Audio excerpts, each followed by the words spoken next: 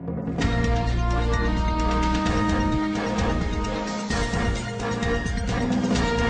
pemain yang lolos trial kemarin sudah 22 orang.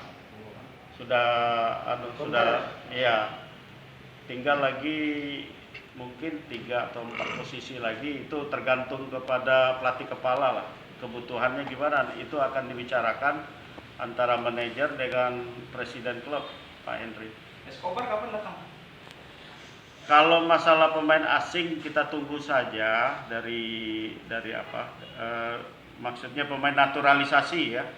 Pemain naturalisasi kita tunggu saja siapa yang bisa kita dapatkan gitu.